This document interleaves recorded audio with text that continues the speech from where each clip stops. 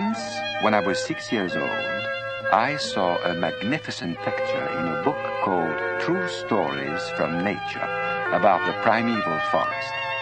It was a picture of a boa constrictor in the act of swallowing an animal. In the book, it said, boa constrictors swallow their prey whole, without chewing it.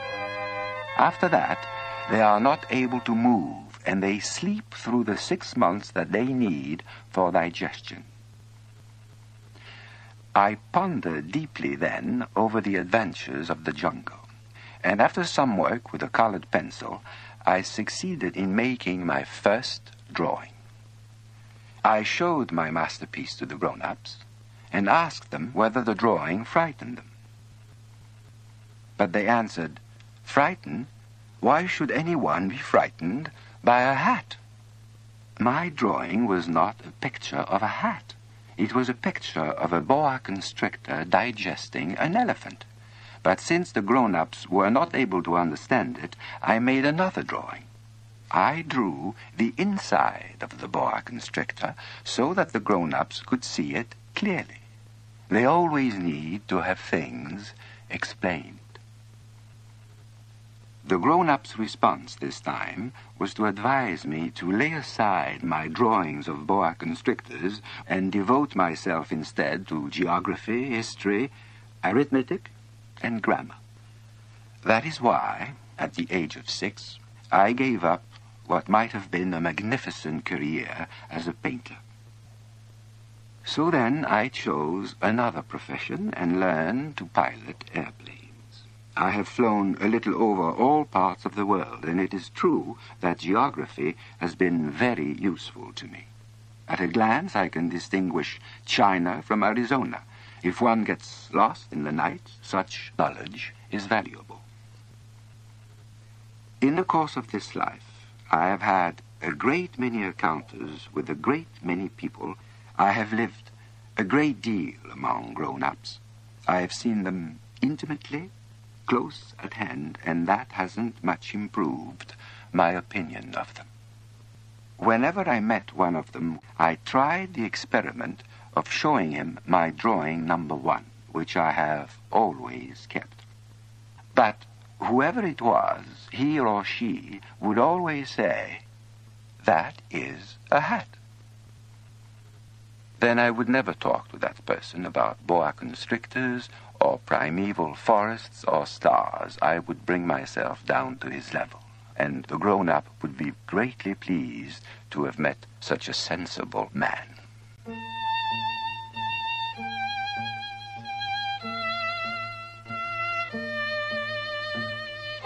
So I lived my life alone, without anyone that I could really talk to, until I had an accident with my plane in the desert of Sahara 6 years ago. Something was broken in my engine. As I had with me neither a mechanic nor any passengers, I set myself to attempt the difficult repairs all alone. It was a question of life or death for me. I had scarcely enough drinking water to last a week. The first night, then, I went to sleep on the sand 1,000 miles from any human habitation. Thus you can imagine my amazement at sunrise when I was awakened by an odd little voice.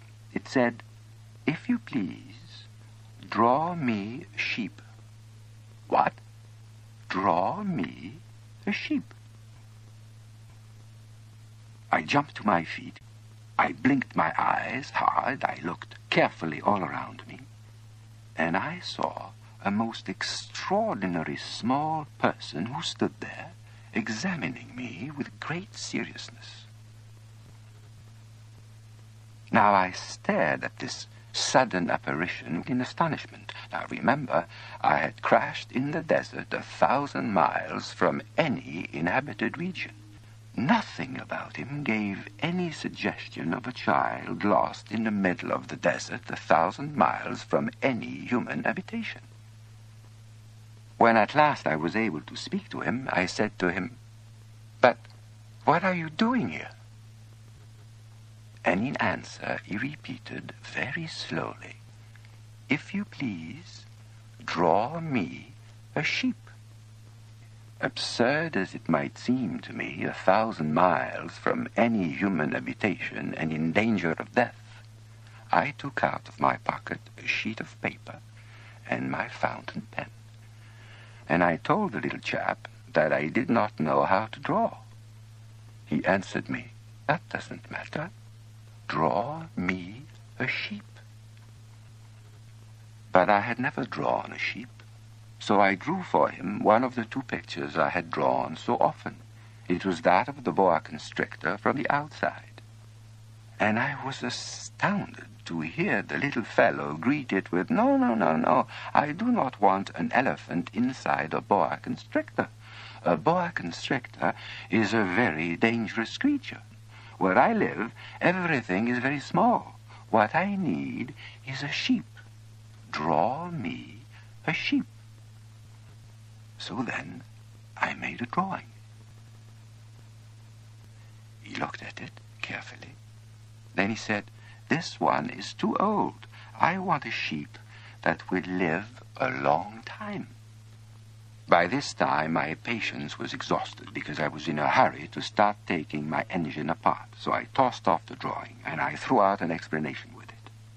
"This is only his box. The sheep you asked for is inside." That is exactly the way I wanted it. Do you think that this sheep will have to have a great deal of grass?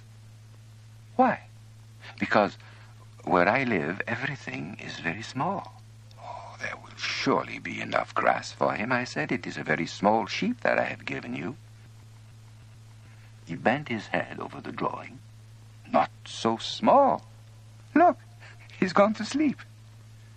And that is how I made the acquaintance of the little prince.